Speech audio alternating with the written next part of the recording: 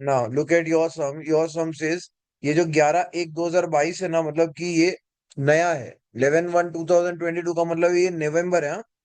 November 1st 2022, because ये monthly returns है, ये मंथली क्लोजिंग प्राइसेस है। And what you have done mistake is कि क्योंकि तुमने 2500 को फर्स्ट डेट लिया, वैसे नहीं रहता कभी भी। जब ऐसा डेट दिया हो ना, तो please select them and then select first things first, do filter. Filter क्या करना है, ओल्डेस्ट टू न्यूएस्ट। तो वो बोलेगा कि एक्सपांड द सिलेक्शन, तो बोलो yes, sort the selection.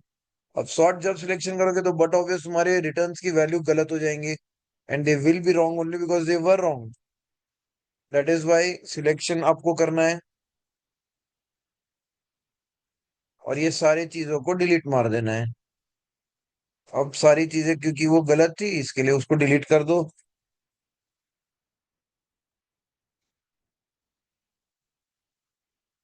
Okay, once your sheet is clear now. ये December 1 2021 है, ये January 1 2022, ये February, ये मार्च, अप्रैल, मई। इसमें MMDD YY का फॉर्मेट लगा है।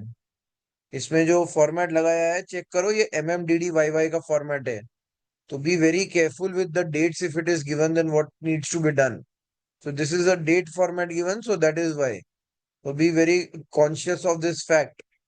तो अब ये होने के बाद तुमको करना है रिटर्न्स का फॉर्मूला, तो equal to bracket open, this is my closing of January minus December का opening balance, bracket close again, again put a division का sign, 1200 that is B85, and then say multiplied by 100, तो you get the answer as 16.66, and this you have to stretch it till 2500, you get the answer. Am I clear? Similarly, I'll do it for ONGC also. Similarly, ONGC के लिए equal to closing, तुम्हारा closing bracket close, bracket open, sorry, 80 bracket close divided bye 75 multiplied by 100, 6.666667, then take it over here, incorporate till here, ये हो गया। Similarly for oil India now, equal to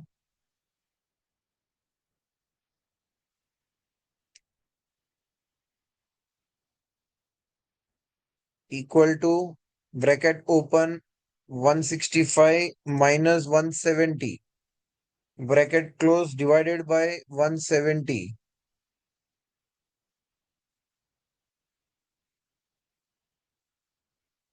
multiplied by 100. So you get this answer. Then take the total of this. Okay?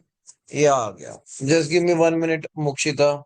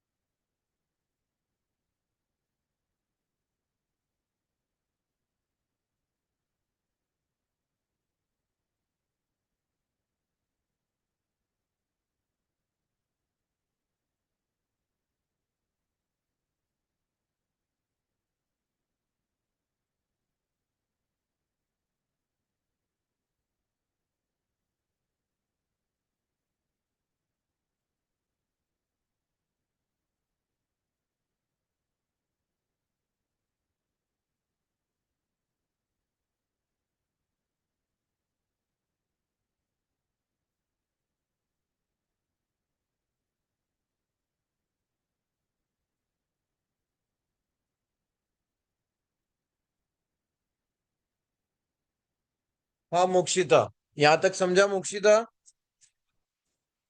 Yes sir. Hello, yes sir. Yes sir. समझा बेटा? Yes sir. अब तुमको चाहिए कोवेरेंस, तो क्या करना है, पहले तो कुछ मत करो, सिंपल है, ये कोवेरेंस को फाइंड करना।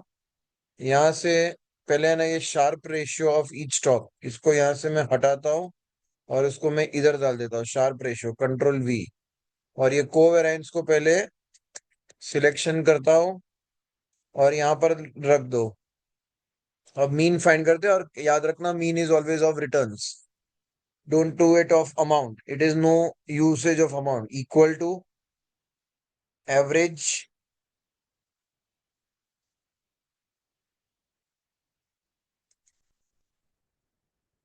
Bracket close, done. सिंपल। और इसका शॉर्टकट, सॉरी, इसका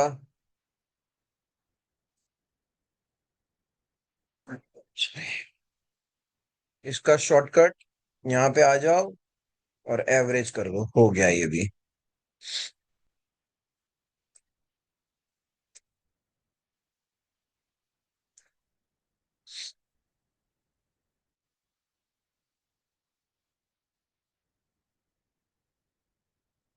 इक्वल टू एवरेज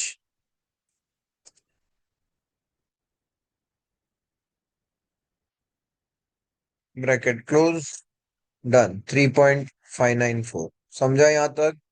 अब करना है तुमको कोवेरेंस। तो कोवेरेंस मैंने तुमको बताया था ग्रुप पे कैसे करना है। तो COV कोवेरेंस S, एंड एरे में लेना है रिटर्न्स का ही कोवेरेंस करना है। तो सबसे पहला है मेरे पास ये वाला, कॉमा, एंड देन दूसरा है मैं ONGC के साथ करूंगा, एंड ब्रैकेट क्लोज, एंटर। तो ये आ गया कोवेरेंस। लेकिन कोवेरेंस थोड़ा डिफरेंट वे से लिखना रहता है। When there are three companies given, तो कोवेरेंस ऐसे लिखोगे आप, कोवेरेंस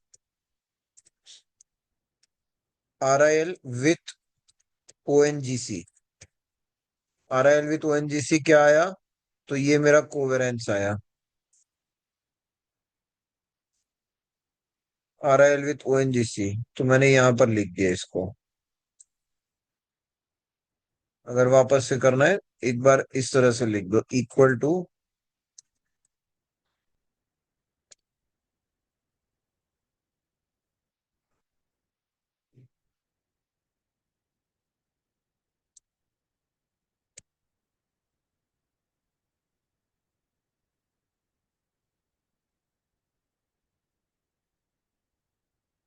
तो this is your covariance RIL with ONGC। Then RIL with oil India, RIL with oil to covariance to कोवेरेंस S,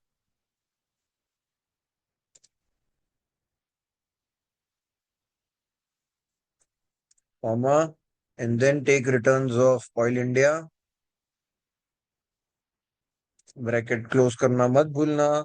you get -10, बहुत बड़ा covariance, difference is big. Then do ONGC with oil India, oil India के साथ। तो क्या आ रहा है? Equal to कोवेरेंस S, take returns of oil India,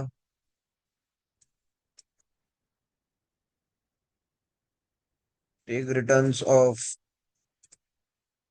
oil India, सबसे पहले returns of ONGC, and then सबसे उसके बाद इसके साथ। सो -0.99, वो which company is more or less same only. So it is, but we are showing also on returns point of view that Reliance and ONGC are more or less same. The price difference is not that big. Then comes standard deviation. So STDEV dot S tab, and इसका standard deviation देख लो कितना आ रहा है, bracket close, you get 5.61, which is also very high, equal to STDEV dot S tab, bracket close, 2.016, equal to STDEV dot S tab,